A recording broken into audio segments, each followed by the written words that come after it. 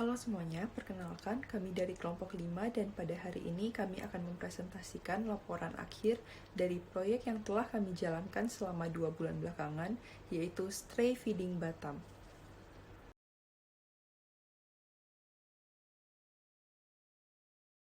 Project Introduction. Animal Street Feeding Project ini bertujuan untuk menyediakan atau memberikan makanan kepada hewan-hewan terlantar seperti anjing ataupun kucing yang berlokasi di Batam. Selain menyediakan makanan bagi hewan-hewan terlantar ini, proyek ini juga bertujuan untuk meningkatkan kesadaran masyarakat tentang hewan terlantar melalui unggahan foto yang akan diunggah di media sosial kami. Selanjutnya adalah project goals. Seperti yang telah dijelaskan di slide sebelumnya bahwa tujuan dari project kami adalah memberi makan kepada hewan-hewan terlantar. Di sini kami menetapkan target sebanyak 400 hewan terlantar yang akan kami beri makan. Goals yang kedua adalah meningkatkan kesadaran publik atau masyarakat tentang hewan-hewan terlantar melalui unggahan foto di media sosial kami. Yang ketiga adalah mengedukasi masyarakat tentang tata cara memberi makan kepada hewan-hewan terlantar ini dengan benar, agar niat baik yang kita lakukan tidak malah mencelakai hewan-hewan tersebut. Selanjutnya adalah scope management. Yang pertama adalah development plan. Di sini setiap anggota dari tim kami akan melakukan feeding kepada hewan-hewan terlantar, yaitu terutama kucing yang berlokasi di Batam. Selanjutnya, kegiatan dari feeding tersebut akan didokumentasikan berupa foto ataupun video yang diupload di Google Drive yang telah disediakan oleh project manager kami. Selanjutnya, foto editor dari tim kami akan mengedit foto-foto yang ada di Google Drive yang kemudian diupload ke sosial media kami yaitu Instagram untuk menarik perhatian masyarakat tentang kucing-kucing terlantar ini, juga sebagai bukti dari implementasi proyek kami. Yang terakhir, tidak hanya mengunggah hasil dokumentasi kegiatan kami juga mengunggah some basic information about animal stray feeding. Selanjutnya adalah change control management. In case terjadi beberapa perubahan pada saat proses implementasi proyek kami, seperti delay ini disebabkan oleh cuaca, ataupun posting schedule yang terlambat ataupun berubah, kami melakukan beberapa steps di bawah ini. Yang pertama adalah propose a change atau pengajuan perubahan yang terjadi.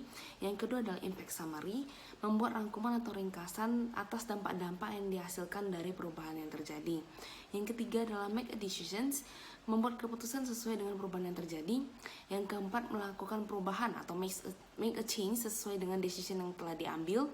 Yang terakhir adalah closure atau penutupan. Halo, saya Deskanti yang akan mempresentasikan tentang manajemen schedule. Nah, pada manajemen schedule ini kami di sini melakukan diskusi terlebih dahulu untuk memutuskan proyek apa yang akan kami buat pada waktu ke depan. Nah, kami memutuskan untuk memberi makan hewan jalanan. Nah, pada yang pertama itu kami melakukan untuk memberi makan mereka, kemudian kami memfoto mereka dan kami mengupload di Google Drive sebagai bentuk pengumpulan untuk foto-foto yang telah kami ambil. Nah, untuk satu anggota kelompok ditargetkan untuk memberi makan satu hari satu hewan terlantar atau hewan-hewan di jalanan. Nah, setelah kami kumpulkan foto-fotonya, kemudian kami desain dan kami upload di Instagram kami. Nah, untuk PIC desain foto sendiri ada anggota kelompok saya yang bernama Emma Evin. Nah, pada PIC sosial media ada anggota kelompok saya yang bernama Fioni. Yang ketiga ada project manager Fioni, dan yang untuk PIC sosial media ada Mevi Pani dan Yono. Nah, untuk waktu durasi proyek ini sekitar 44 hari dengan tanggal mulai pada 21 Januari sampai 6 Maret 2022.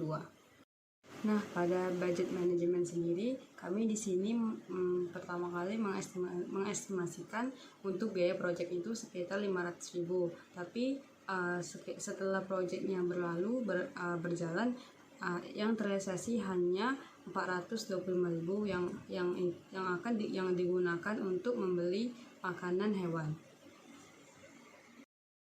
Baiklah, saya akan melanjutkan untuk menjelaskan mengenai quality management.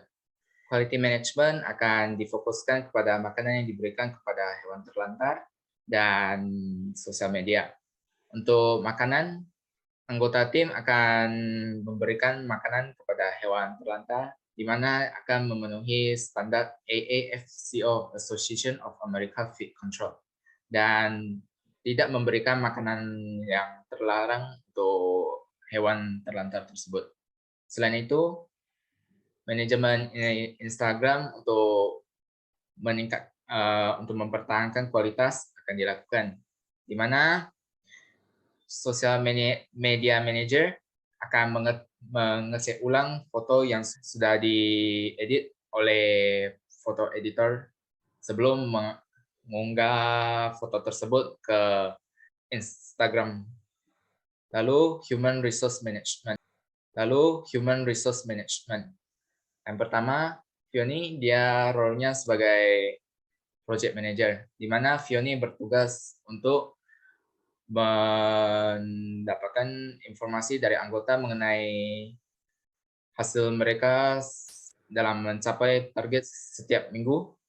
Setelah itu ada Mei Vivani, dia bertugas sebagai social media manager, di mana tugasnya adalah untuk mengatur Instagram. Setelah itu ada Rizka, dia bertugas sebagai video editor, di mana dia akan mengedit video presentasi dan video-video lainnya yang diperlukan pada proyek.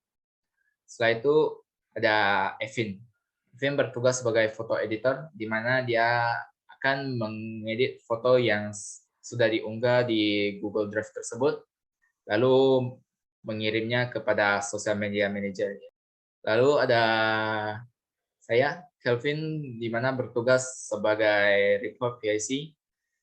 Tugas saya di sini adalah untuk merevisi laporan dan proposal, yaitu ada communication management. Pada proyek ini, tim menggunakan Microsoft Teams sebagai alat untuk diskusi terhadap masalah-masalah penting pada proyek bila setiap anggota memiliki waktu untuk menggunakan Microsoft Teams. Bila tidak, kami akan menggunakan WhatsApp Group Chat, di mana WhatsApp Group Chat ini berfungsi sebagai tempat diskusi, tempat anggota tim melaporkan hasil mereka setiap minggu kepada project manager. Selanjutnya akan dijelaskan mengenai risk management. Yang pertama ada risk identification. Pada bagian cost, kami identifikasinya sebagai low, karena kami tidak mengeluarkan 100% budget yang kami miliki. Maka kami hanya mengeluarkan 425.000 dari 500.000 dana yang tersedia. Kemudian untuk time atau waktu kami identifikasikan sebagai high. Karena masing-masing tim member setelah bekerja dan harus meluangkan ekstra waktu yang mereka miliki untuk menjalankan proyek ini. Kemudian ada external risk, kami identifikasikan sebagai medium karena faktor cuaca yang tidak menentu. Yang kedua ada risk assessment. Jadi untuk budget yang kami adakan ini memadai dan kami tidak mengeluarkan 100% budget yang kami miliki, melainkan hanya 425.000 dari 500.000. Kemudian untuk time, jadi waktu yang kami miliki untuk memberi makan 400 hewan terlantar ini cukup. Ini ada external risk, jadi ada beberapa variabel yang tidak dapat kami kontrol, seperti faktor cuaca tadi. Ini mitigation. Bagian cost ini biaya yang kami keluarkan untuk menjalankan proyek ini berasal dari masing-masing tim members. Kemudian pada bagian time, jadi apabila kami tidak mumpuni untuk memberi makan 400 hewan terlantar, kami akan mendonasikan sisa-sisa makanan kami kepada organisasi yang sejalan dengan visi dan misi kami, yaitu memberi makan hewan terlantar. Kemudian apabila terjadi case seperti hujan atau cuaca buruk, kami akan mencoba untuk indoor feeding. Kemudian ada monitoring. Jadi setiap uang yang kami keluarkan akan diawasi langsung oleh project manager kami di Fiona. Selanjutnya Setiap hari kami akan memberikan laporan terkait jumlah hewan yang telah kami beri makan kepada project manager kami, yakni Vinilau. Dan kami akan melakukan regular checking of weather forecast, yakni pemeriksaan cuaca secara rutin melalui aplikasi cuaca di handphone kami. Turunan manajemen. Jadi untuk mengimplementasikan proyek kami, hal yang paling sangat dibutuhkan adalah makanan. Jadi project manager kami yang di Vinilau akan mengontak beberapa pet shop yang ada di Batam dan menegosiasikan harga beli dari hal tersebut. Kemudian hal-hal sehubungan dengan HP yang digunakan untuk mendokumentasikan proses pemberian makan kepada hewan terlantar tersebut tidak lagi diperlukan karena masing-masing anggota telah memiliki handphone. Kemudian stakeholder management. Jadi stakeholder management ini kami berupa team members, di mana team members ini mengeluarkan biaya untuk menjalankan proyek tersebut dan langsung mengimplementasikan proyek yang kami jalankan ini. Kemudian ada pun target yang kami tuju adalah masyarakat, di mana kami ingin menarik perhatian masyarakat supaya tidak mengabaikan dan menelantarkan hewan-hewan terlantar yang ada di jalanan.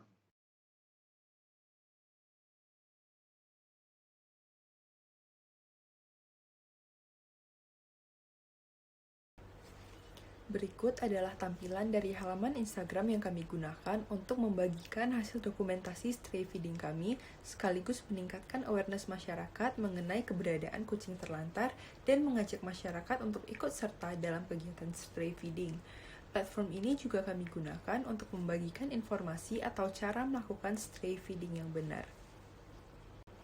Seperti yang terlihat pada slide ini, terdapat postingan kami seperti logo yang pada captionnya terdapat pengenalan proyek kami, foto hasil dokumentasi, dan juga do's and don'ts dalam melakukan stray feeding. Selain membuat foto-foto, kami juga mendokumentasi proses feeding dalam bentuk video dan diunggah ke dalam Instagram Story. Kesimpulan dari laporan ini adalah proyek telah dijalankan sesuai dengan rencana awal di mana tim member rutin memberikan makan kepada hewan-hewan terlantar yang ditemui, namun target tidak tercapai. Dari target 400 yang diset, kelompok baru berhasil memberi makan kucing sebanyak 242 kali, yang berarti kelompok hanya mencapai 60,5% dari target awal. Kegagalan ini disebabkan oleh berbagai hal. Yang pertama, kurangnya pemikiran kelompok terhadap penentuan target awal menimbang adanya anggota yang bekerja sehingga terbatasnya waktu untuk melakukan feeding. Yang kedua adalah kurangnya pertimbangan kelompok terkait cuaca di mana hujan cukup sering turun di kota Batam sehingga menghambat proses feeding. Yang ketiga adalah terjadinya situasi tidak diduga seperti adanya anggota yang jatuh sakit sehingga tidak dapat melakukan feeding untuk beberapa waktu.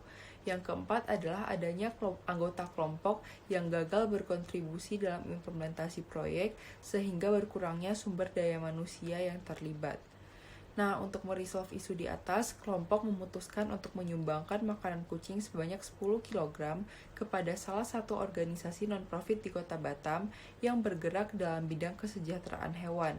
Organisasi tersebut menyelamatkan kucing-kucing terlantar yang terluka dan ditampung sementara untuk proses pengobatan sebelum akhirnya dicarikan rumah baru.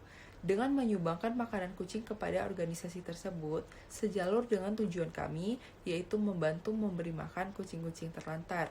Kemudian, terkait halaman Instagram Stray Feeding Batam, jumlah pengikut berjumlah 44 orang, namun berdasarkan insight, account reach sudah mencapai 82 orang, hampir 200% dari jumlah followers.